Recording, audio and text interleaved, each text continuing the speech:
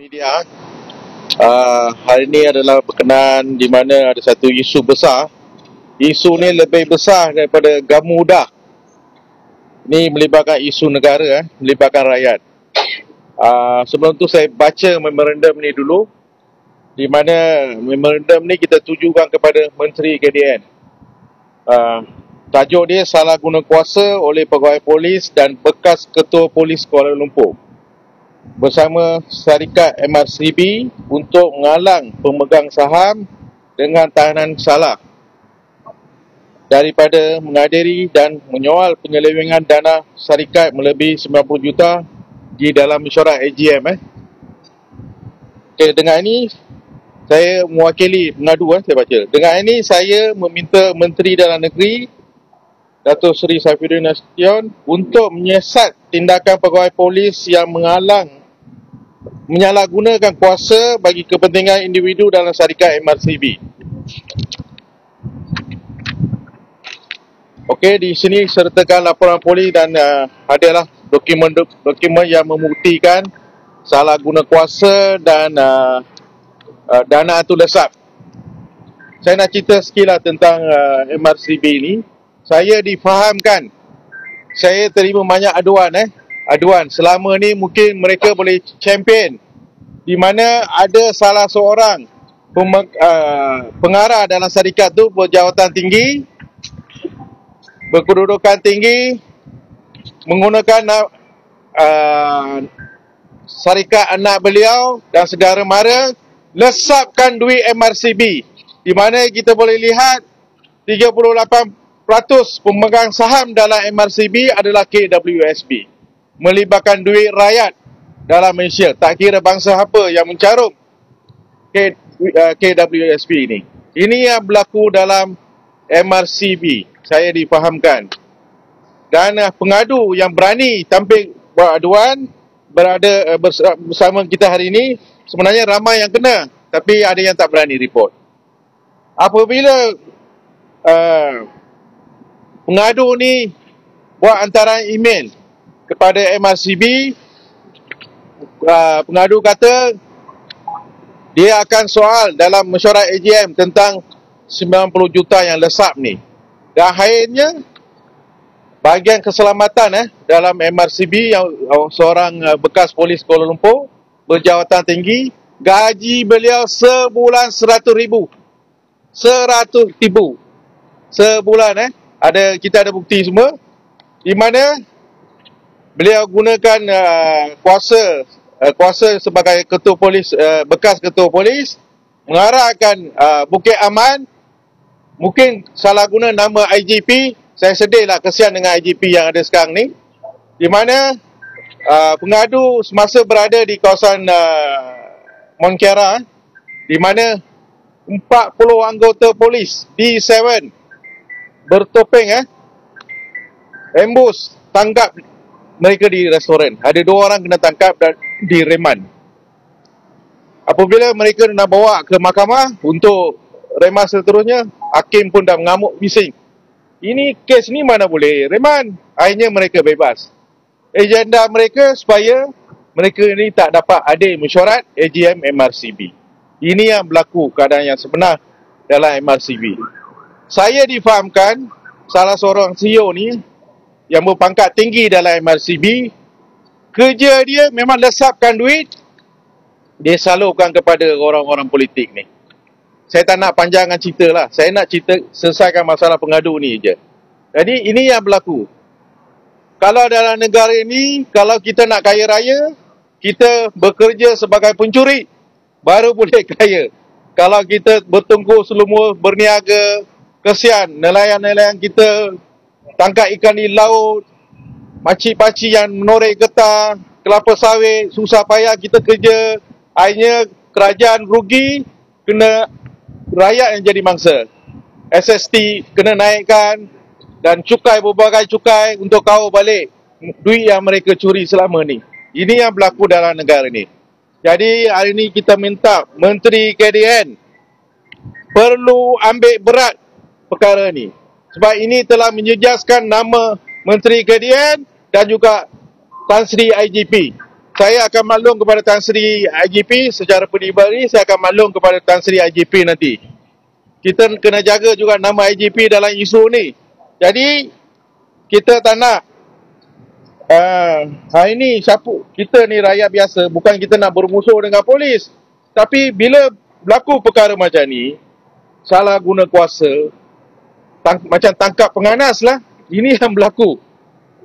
Bekas Ketua Polis Kuala Lumpur ni memang kebal. Dari dulu saya dapat laporan memang selalu buat macam ni, kerja-kerja macam ni. Kebal sangat. Sikit-sikit nak guna kuasa. Ini yang berlaku. Jadi di mana syarikat MRCB ni, sepatut mereka melaporkan tentang kes mahkamah 90 juta ni kepada Suruhanjaya Security Malaysia. Mereka tak buat apa-apa laporan kepada Suruhanjaya Security Malaysia. Dan pukul 3 petang kita akan serah memorandum di Suruhanjaya Security Malaysia ni. Jadi saya minta hari ini rakyat perlu, bila berlaku kecurian duit negara, melibatkan duit rakyat ni, rakyat jangan duduk diam. Kita perlu bangkit. Ini duit kita. Penyamun-penyamun ni, ini melibatkan MRCB, kita belum sentuh syarikat GSC lain. Jadi mereka memang pencuri lah. Terang-terang mereka curi. Mereka gunakan syarikat A. Okey, saya akan luluskan 90 juta ni, saya bayar kat syarikat you, nanti you pulang balik duit secara peribadi. Ini yang berlaku ni. Ini yang banyak berlaku dalam MRCB. Kalau PMX ni betul champion, betul hero, tolong siasat MRCB ni sedalam-dalamnya. Saya sanggup tampil ke depan nak tunjukkan bukti. Dan kes ni pengadu dah buat laporan polis tengah malam tadi, takut kena tangkap. Bila report-report kan, takut kena tangkap lagi. Saya minta buat laporan polis pukul 1 pagi lebih kurang mereka buat report. 2 orang buat report. Jadi dalam isu ni kita lihat di mana duit negara sejak kebelakangan ni makin lama makin habis, dicuri. Dengan begitu mudah mereka curi duit ni. Dan saya difahamkan pengadu ni pernah dipanggil ke SPRM. Siasat 5 kali, 4-5 kali. Macam tak ada isu. Mungkin Tan Sri Azam Baki terlepas pandang isu ni. Mungkin ada unsur kautim. Kita tak tahu. Saya minta Tan Sri Azam Baki siasatlah perkara ni.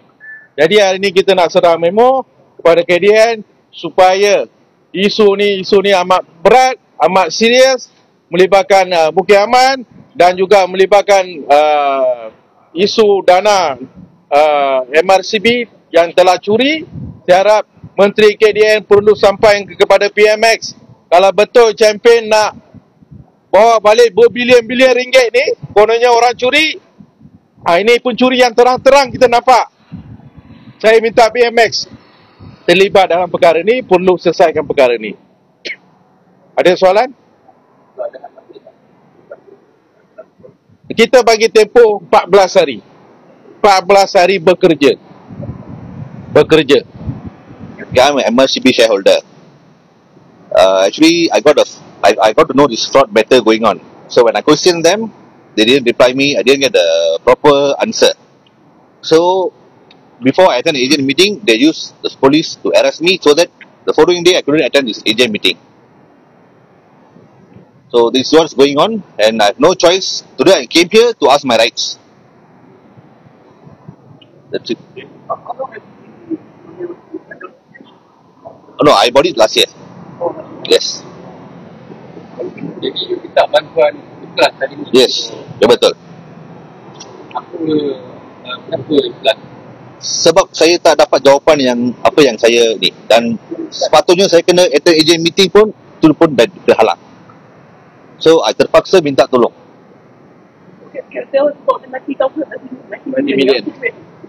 That one I got to know from one of my friend, so that the case is going on.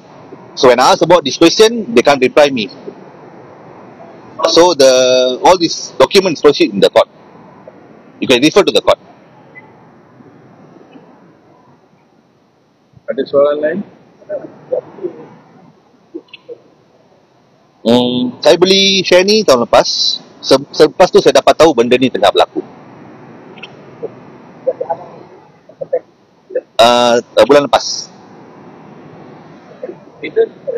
Reason, if I go there, I can question all these things. So they don't want me to attend the meeting.